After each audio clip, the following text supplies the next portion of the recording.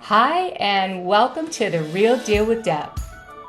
Being born into dysfunctional generational trauma, I know too well the effects it can have in all the different areas of our life. So I decided to create a space to support women of all ages where we can grow together while sharing personal and entrepreneurial lessons learned through authentic connection, love, and laughter.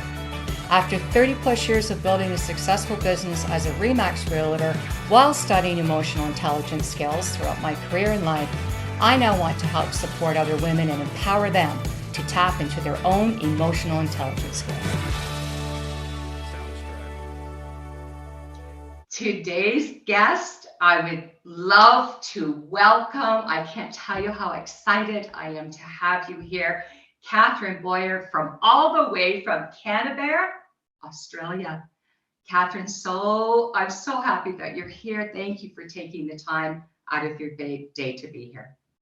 Oh, Debbie, I'm super excited for this podcast. I'm really excited to chat with you. So thank you. Well, then let's dive right in, I'd say. Now, you are, and I will share a little bit with the audience that's listening, what exactly do you do as far as in your business and intertwined also in helping others learn to live their best lives? And you're an executive coach, a mentor, a human behavior specialist, and of course, last but not least, a lover of life. And I love that. I guess really where I'd like to start, Catherine, is can you share with us a little bit about, your younger years, your childhood, so to speak, with what events or what things came about that kind of guided you in the direction that you feel that you're meant to do what you're doing today? Oh, gosh, that's a very big question, Deb. It's a very big question. So, you can take it bit by bit. Yeah, just for your listeners, I'm about to turn 57. So I grew up in country regional Australia, and I had a beautiful childhood growing up. I had a family, mum and dad, 2 older brothers, and it was just, I would say it was almost an idyllic. Idyllic? Is that the word? Idyllic? Ideal? Yeah, ideal. It was beautiful. It was a beautiful childhood. We had our parents, mum and dad were very, very involved in the local community. Dad was a lawyer in the local community. Mum was a stay-at-home mum. She was very involved in the school, very involved in the church. Both mum and dad were very involved with the church, and mum was also she was a great golfer, and she used to organize a lot of events. She was just a lover of life. I think that's where I got my love of life from. So growing up was just beautiful until the day before my 12th birthday. So I'm about to turn 57 in 2 weeks. So 45 years ago, the day before my birthday, oh my God. Mum Mum it's okay. was 36, and she was helping my brother move out of home. So she was visiting Sydney, and she had a heart attack and died. And just Catherine, suddenly, your whole life upside down, like in a second, just in a second. So she was 36. She had asthma, so she was not, she wasn't, she had health conditions, but not you're about to die health conditions. So right. I remember my life just went black and numb and dark. And, when you talk about events that happen in your childhood that shape who you are, yes, that is an event in my childhood that shaped who I am. And you can hear that in my voice, that because absolutely. I'm coming up to that anniversary. And I find that, Deb, I just find that so, I've hated my birthday for so many years because that's what it signifies, that mum's Right. no longer with me. So anyway, long But story. just, Yeah, I got it. You got to let me give you some love in here, girl. Okay. Here's the deal.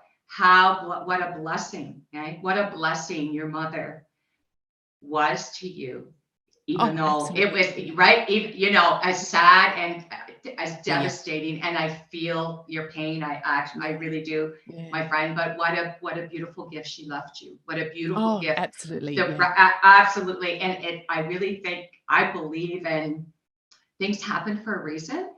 And before we hopped on this, you really had no idea, nor did I. I mean, let's be honest here. Like, I had no idea in 2 weeks it's your birthday.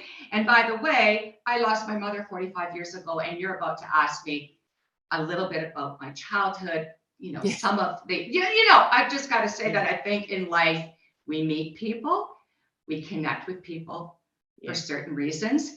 And I thank you for being vulnerable enough to share that with us, because, you know, it is a very painful loss. However, I want to hear a little bit more on the, you know, there's never a silver lining when we lose somebody we love so much, but there's always, to me, so many gifts that appear over time that we really zone in and recognize that, wow, I am to some degree who I am today because of, I'll let you finish that sentence. Yeah, no, do you know what? I can see that now through my almost 57-year-old eyes. And I've been able to see that for a little while.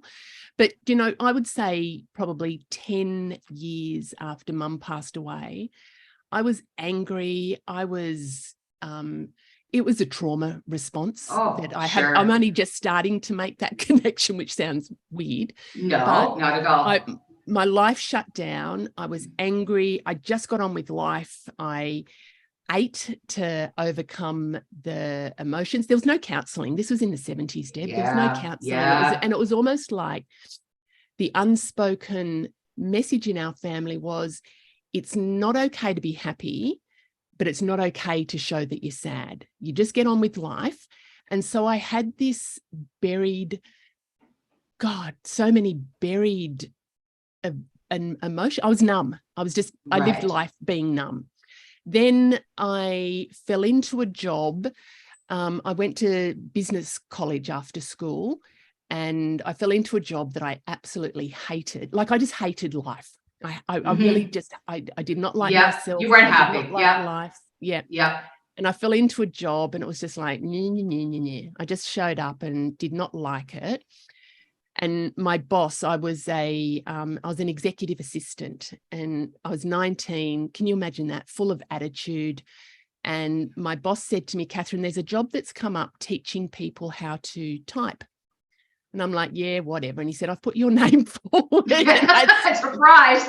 He wanted to get rid of me, but he put my name forward, and I'm like, yeah, whatever. And I rocked up. I had no training. Like, I could type, but I had no training in teaching people to type.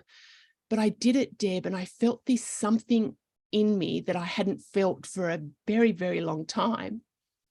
Wow. And it was like, oh my God, I really enjoy this. And there was this little spark that happened. And there was people I was working with, and they said, Catherine, you're really good at this. We want to offer you a full-time job. We want to support you. We want to teach you how you can train other people, because we can see something in you. And they supported me. I went to university and I studied adult education at university. I got exposed to so many beautiful, so many amazing personal development to help me to train other people and teach other people. And Deb, I felt this spark. And I was studying psychology alongside the adult education, and I got exposed to a whole lot of tools and techniques about teaching others, but it was actually about healing myself. And I applied them to myself. And then my career, I managed, corporate training and the learning and development teams in with very large government organizations, and I've worked in private training organizations. And 12 years ago, I think it's 12 12 or so years ago, I started my own business.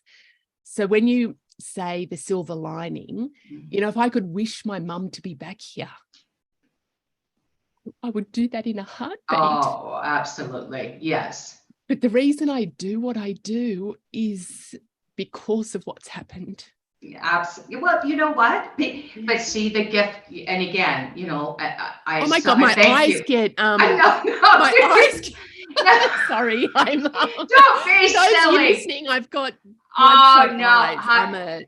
Honey, it's all good. Listen, we are fabulous, whether we are crying, happy, sad, or in between. So it's all good, girl. I just really thank you for. I do an ugly cry. You do a cry from the heart. But you know what? What you just shared, I know that the listeners are going to get so much from that. And I mean, in all the ways that matter. We all go through adversities and losses in life that really, really, you know, hit us at the core of who we are. And as a woman, you know, our journey in life, and let's be honest, women are, you know, there's so many different roles that we step into that we know nothing about, that we just kind of, okay, we're going to wing this and hope for the best. And I think that's one of the reasons, if I could share what drives me to do this podcast. And you are an example of why I want to do this. And that is because we can share with one another, learn from one another, be real with one another, and know that, you know what, it's okay. That, you know what, through our journey of whether it's, you know, disappointment, pain, anger, or all of the above, it's really our choice. As you've just shared, on what you do with that and how you let it fuel your soul and discover who you are, and now giving back in a way that means so much to you. And your mother, I know, is looking down saying, that's my girl. Absolutely. Yeah. And do you know what, Deb, too, like if you had interviewed me maybe even 10 years ago, I might not have even been as vulnerable, but I've really recognized I can't change what happened. No. You know, I can't change, but I can create my future. And I remember I was in my sort of mid-20s, and I made the decision that it was like, you know what, I'm not happy. I'm hating on life. And I can either live like this, I can continue to live like this, or I can make the decision to change. And for me, that was a real turning point. And I refer to it as having the courage to change my life, because it's a lot of people, you know, they sit in their comfort zones, and even though they might not like what they have, they're frightened of what could be. And I made that decision to change, and I made a commitment to myself, Deb, that I would be the best version of myself. And I would live my best and most beautiful life. And I have set out to do that. So when you introduced me and said, you know, being a lover of life, I really am, because I cherish every day. Like I cherish every day. Like not every day is. Not every day is roses and Valentines and just blessings from above. I think we can all attest that we can relate to that. But, you know, again, I want to just reflect a little bit here, Catherine, on what you said.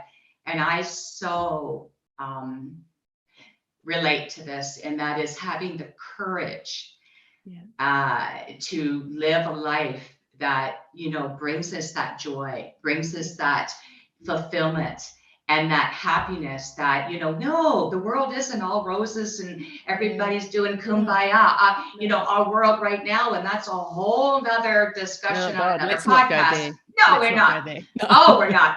But what I'm getting at is, and this is why I feel so blessed on my new journey with meeting women like yourself that, you know, remind me of just how much resilience, not just because we're women, but you know, I think that women, we're made up differently from men, and that's just, you know, it's just a proven fact. We we think differently, our abilities, to some degree, yes, we're able and strong enough in most cases. And I'm a firm believer that, man, we can do anything a man can do, and sometimes better, baby. But you know what I'm getting at. I think I love hearing your vulnerability and the fact that you said, Debbie, I made the choice. I made the choice to have the courage. And I do that a lot. Like I choose happiness. I choose happiness, and I don't take that lightly. I take happiness very, very seriously. I remember girlfriends, there was some devastating stuff that happened in Australia many years ago. And my girlfriends were talking about some conspiracy bloody theory about what happened. And I'm just going, really? And I just gave a very different perspective. And they said, Catherine, you just live in this bubble of blissful ignorance. And I said, oh, that's interesting that you perceive that. But I work really hard for my bubble of ignorance. You probably really wanted to say, thank you for that compliment. Now back off and don't burst my bubble. Exactly. Right. That's right. Like I'm not saying or suggesting that we should all just, again, be happy every minute of every day because, life is a gift and, we should be thankful. No.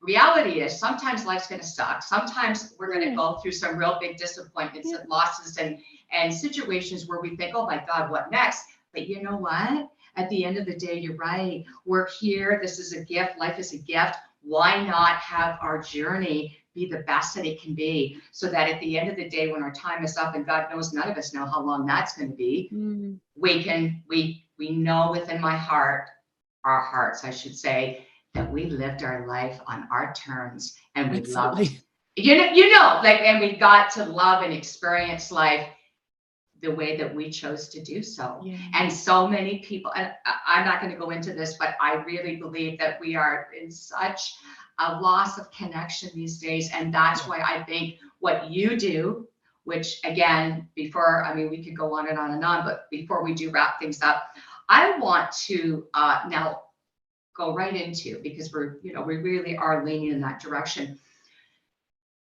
You've shared a little bit about your childhood and et cetera, and what has really gone on and where you kind of discovered at the beginning of, oh my God, I have these gifts. I didn't know I had them. And then you made a pivotal, huge transition into, hey, guess what? 10, 12 years ago, guess what I'm going to do now? Because in your journey, you've learned so much, you've laughed, you can look back and say, okay, you know what? I've learned a lot. I now want to help and share that with others. Can you please share what exactly do you do in your business and what makes you different? Interesting. So what I do in my business is there's actually two arms to my business. There's a corporate arm where I work with leaders primarily about helping them to be fantastic leaders and creating amazing organizations. So I coach. I'm an executive coach, and I spend time with leaders. And in the Happiness Hive, I work primarily with women, helping them to be the fabulous, gorgeous, confident women that they were born to be. And wonderful. I do that through a range of different, I have one-on-one coaching and mentoring programs. I have group programs. I have a beautiful program called Bliss, and it's about helping people, women, to just create beautiful, blissful, extreme happiness in their lives. And as you said before, it's not about everything just being, rosy and unicorns and rainbows. Yeah. It's about who do you want to be at your core? Mm-hmm. Who are you, and how do you show up authentically? And how can you create a life that you're excited to jump out of bed every day to live? And how can you actually manage the stuff that you don't want in your life? So, the stuff in between that are, yeah, exactly. And it's about being real, but it's about who is your version. What is your version of happiness? So I work with women, and I just love that. I have got a podcast. I've got a Happiness Hive podcast that you've been a beautiful guest on. Yes. And so it's really connecting, and I know, Deb, that this is my calling. I didn't know that when I was younger. I didn't know that when my mum passed away. But because of the trauma that I've been through, it doesn't mean that everybody that I meet with has been through trauma.